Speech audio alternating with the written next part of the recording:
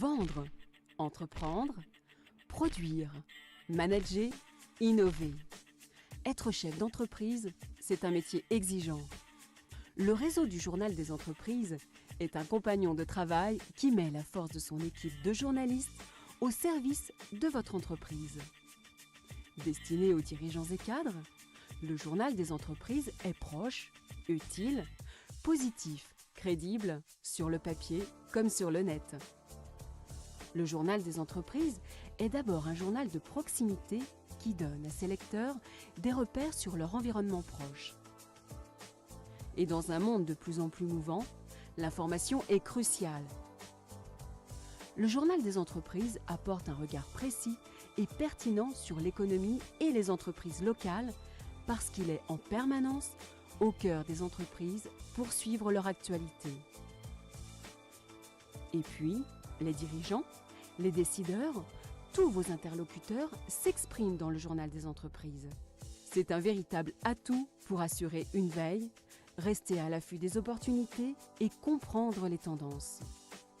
Le Journal des entreprises est le premier réseau d'information économique en région.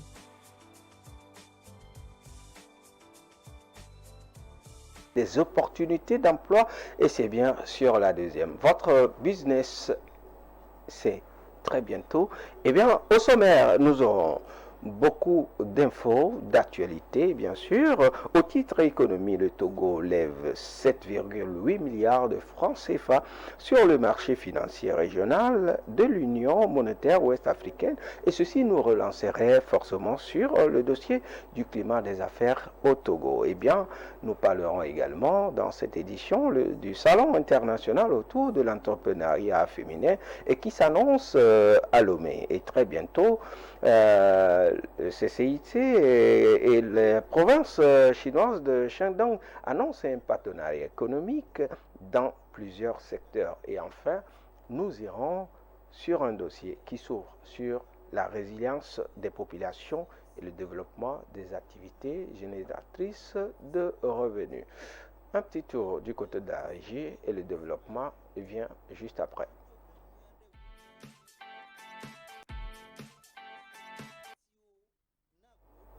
Au titre de l'économie, le Togo lève 7,8 milliards de francs CFA sur le marché financier régional de l'Union monétaire et africaine, l'UEMOA. Alors, les performances économiques du Togo, sa résilience sur les dernières années et son rôle dans la mise en œuvre des performances et de la vision stratégique aussi Impact 2030 de l'Union économique et monétaire de l'Ouest africain, l'UEMOA, est apprécié par le président de la commission, Abdoulaye Diop, de la parole aux actes dans ce reportage signature Mélissa Kofi.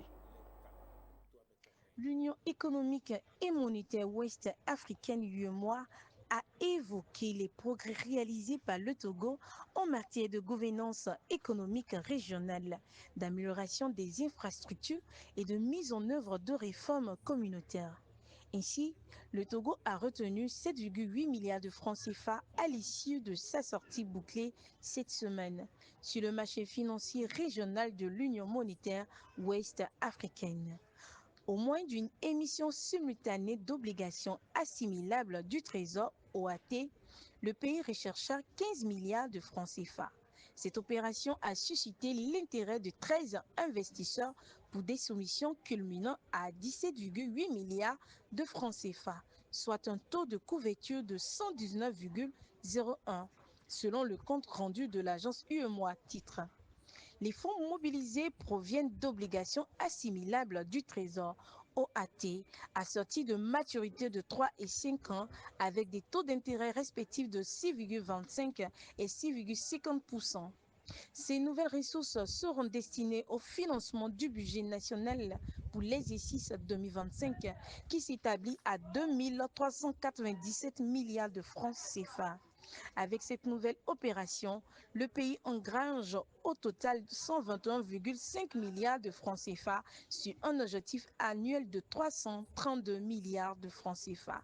Rappelons que l'UEMOA est créée le 10 janvier 1994 à Dakar.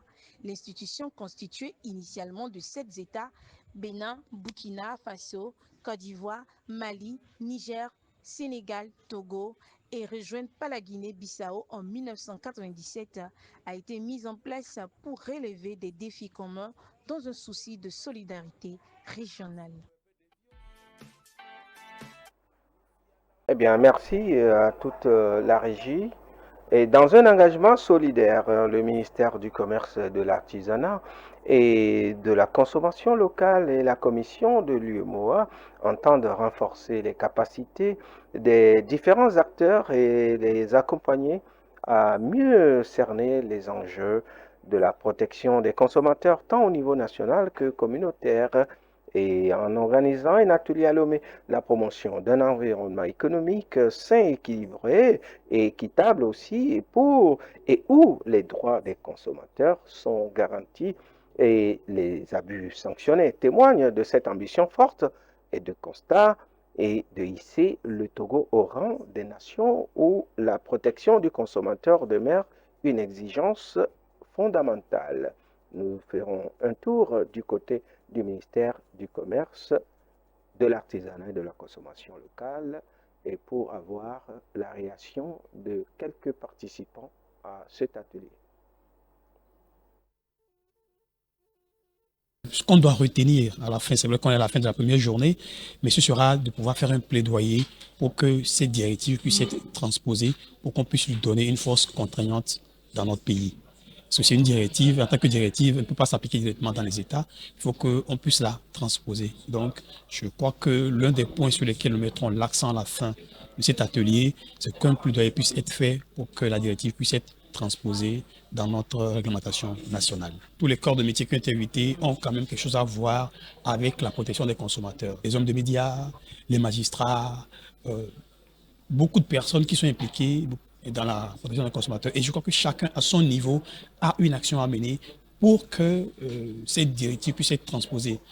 Si on prend par exemple l'exemple des magistrats, pour qu'un juge puisse rendre une décision, il faut qu'il ait un test sur lequel prendre appui. Et donc, eux aussi ont intérêt à ce qu'il y ait une décision, un test de loi qui leur permet de pouvoir protéger le consommateur. Ça va dans l'intérêt de tout le monde. C'est une directive, elle a été prise au niveau de l'UEMOA et l'objectif, comme on l'a dit, c'est d'avoir un corpus harmonisé au niveau de la zone UEMOA, que les règles ne puissent pas différer trop d'un pays à un autre. C'est un atelier qui vient à point nommé parce que nous avons beaucoup de difficultés sur le terrain pour ce qui concerne la qualité des produits. On dit la vulgarisation d'une directive qui est effectuée au niveau de la zone UEMOA, c'est une bonne chose pour la protection des consommateurs. La préoccupation serait que les autorités compétentes puissent quand même intégrer cette directive-là dans les décisions, dans les arrêtés, dans les projets de loi pour que ça entre en vigueur. Parce que la santé du consommateur incombe quand même à tout le monde. Nous sommes tous des consommateurs, donc ça va de l'intérêt de tout un chacun de nous, depuis le sommet jusqu'à la base. Donc ce serait bien d'incorporer et que le plaidoyer soit vite fait pour assurer quand même la qualité et la santé du consommateur.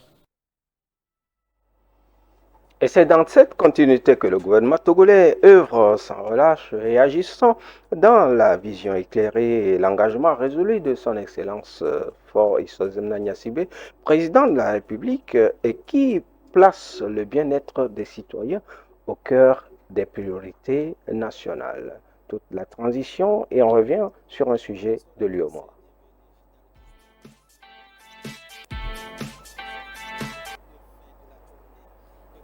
Et ça nous relance effectivement ceci pour le dossier du climat des affaires au Togo. Alors, plusieurs actions concourent à l'avancée essentielle dans la volonté d'améliorer l'environnement des affaires et renforcer la compétitivité du secteur privé au Togo. Eh bien, le gouvernement avait lancé le mécanisme d'alerte. Ce dossier signé Mélissa Kofi. Échange des chefs d'entreprise allemands et togolais. Les centres d'intérêt, les opportunités et possibilités de financement, d'affaires et de réseautage. L'ONG Ami des étrangers au Togo et Cool Solar sont dans les énergies renouvelables. Elles sont ici à la quête de nouveaux partenariats. Il y a des produits d'irrigation agricole, il y a des produits également de fabrication d'huile bio.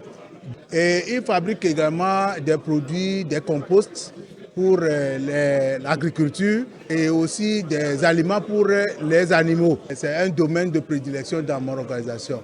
L'avantage de cette rencontre est que, hormis les promesses, les entreprises locales ont la possibilité directe de coopérer avec les entreprises allemandes. Le groupe Willosi est aussi présent.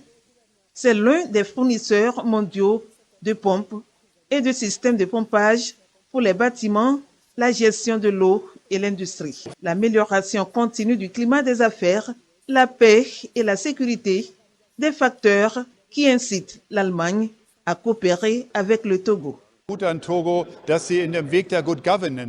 Le gouvernement fait beaucoup de progrès, il y a des planifications, il y a des infrastructures. Et si on parle du port de Lomé, donc ce sont des possibilités de pouvoir travailler ici. Il y a aussi l'éducation. Donc on vient, on voit des gens sont formés. On a besoin de la sécurité pour les investisseurs, la sécurité de propriété. Donc nous voyons tout ça là au Togo. Construire une industrie plus forte, levier de croissance et de développement économique, c'est la vision du chef de l'État. Et ça y va de même pour le salon international autour de l'entrepreneuriat féminin qui s'annonce en juillet prochain à Lomé. Le salon international autour de cet entrepreneuriat, une première édition qui sera bien sûr marquée par des activités en lien avec la journée internationale de la femme africaine.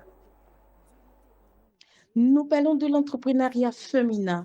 Lomé, la capitale togolaise, accueillera du 24 au 26 juillet 2025 la première édition du Salon international de l'entrepreneuriat féminin, CIF. L'information a été officialisée devant les médias lors d'une conférence de presse présidée par Dr Kai Dogbe, présidente du comité d'organisation. Conçu comme un événement panafricain, la CIF 2025 ambitionne de promouvoir l'autonomisation économique des femmes à travers l'entrepreneuriat, l'innovation et l'excellence. Placé sous le thème « L'Afrique de toutes les opportunités », ce salon vise à renforcer les capacités des femmes entrepreneurs, mettre en lumière leurs initiatives et leur offrir des opportunités de mise en réseau et de développement. Il réunira des entrepreneurs, des investisseurs, des experts et des figures influentes du leadership africain. Cette première édition sera marquée par des activités en lien avec la célébration de la Journée internationale de la femme africaine et propose un programme ambitieux et diversifié. Un colloque scientifique, un gala de football féminin, une immersion en milieu rural, une académie de l'entrepreneuriat, des ateliers pratiques avec des artistes et artisans, ainsi qu'une cérémonie de remise de prix récompensant les start-up les plus innovantes sélectionnées lors du concours international de pitch de projet.